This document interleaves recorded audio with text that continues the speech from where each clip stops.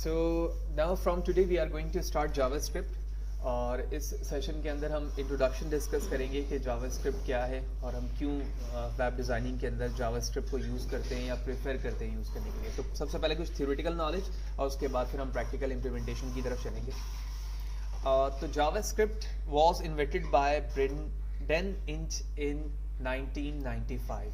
1995 में इस इन्वेंटर ने इसे इन्वेंट किया। ठीक है, जावास्क्रिप्ट एक प्रोग्रामिंग लैंग्वेज है जो कि स्क्रिप्टिंग बेस्ड लैंग्वेज है। स्क्रिप्टिंग से क्या मुराद है इसके हवाले से हम बात करेंगे, जो कि नॉर्मली HTML और CSS को इन्वॉल्व करने के लिए इस्तेमाल किया जाता है। यानी अगर मैं प्रोग्रामिंग लैंग्वेज के थ्रू HTML के टैग्स को और CSS की प्रॉपर्टी को हैंडल करना चाहूँ तो इस चीज़ों के लिए मुझे जावास्क्रिप्ट की प्रोग्रामिंग लैंग्वेज की ज़रूरत है।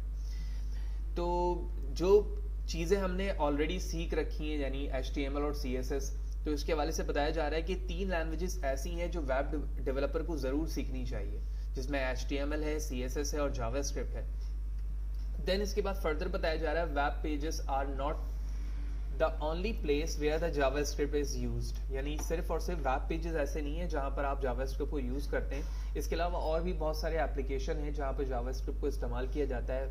Many desktop and server program use JavaScript, यानी डेस्कटॉप से रिलेटेड ऐसे एप्लीकेशन जो आपकी लोकल मशीन पे सिर्फ यूज हो रहे होते हैं उसको हम डेस्कटॉप एप्लीकेशन कह रहे होते हैं। और सर्वर प्रोग्राम से मुराद ये है कि जो डायनेमिक वेबसाइट होती है उसके अंदर भी जावास्क्रिप्ट का इस्तेमाल किया जाता है। इसी तरह Node.js is the best known. ठीक है, Node.js भी एक प्लेटफॉर्म है। ठीक है, एक डेटाबेस का प्लेटफॉर्म है।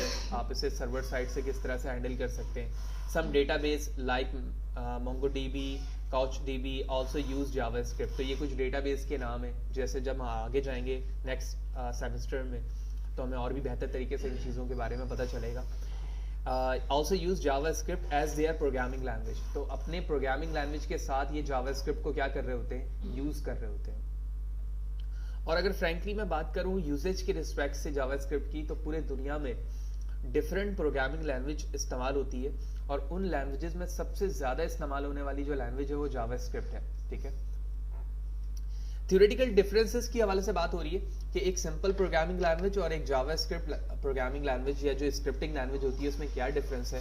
The theoretical differences between the two is that scripting language don't require the compilation step. ठीक है, क्योंकि ये कंपाइलर को इस्तेमाल नहीं करता बल्कि ये इंटरप्रेटर को इस्तेमाल कर रहा होता है। तो आगे बताया जा रहा है कंपाइलेशन स्टेप इसको रिक्वायर्ड नहीं है एंड आर रादर इंटरप्रेटेड, नहीं उसको बल्कि वो इंटरप्रेटेड को यूज कर रहा होता है। For example normally a C program need to be compiled before the running. यानी C के प्रोग्राम को, अगर एक C लैंग्वेज के प्रोग्राम को मैं रन करना चाहता हूँ तो पहले मुझे उसे कंपाइल करना होगा, देन ही मैं उसके आउटपुट को देख सकता हूँ normally. A scripting language like JavaScript और PHP need not be compiled। इन्हें compiled होने की ज़रूरत नहीं होती। ठीक है, ये scripting language है तो ये इंटरप्रेटर को यूज़ करता है एज अ ट्रांसलेटर और उसके बिहाफ पर प्रिंट होकर विजिबल हो रहा है। इसी तरह इस स्क्रिप्टिंग के हवाले से एक और डिफरेंस की बात करूँ तो स्क्रिप्टिंग लैंग्वेज सपोर्ट करता है दूसरे प्रोग्रामिंग लैंग्वेज को अपने साथ इम्बेंड करने के लिए। यानी अगर मैं एक स्क्रिप्टिंग लैंग्वेज यूज कर रहा हूँ तो इसका मतलब है मैं किसी और प्रोग्रामिंग लैंग्वेज को भी उसके साथ इनक्लोज कर सकता हूँ। क्लियर? तो ये कुछ थ्योरेटिकल नॉलेज थी। अब हम नेक्स्ट सेशन पे देखेंगे कि जावास्क्रिप्ट को हम HTML CSS के साथ इस्तेमाल किस तरह से कर सकते हैं।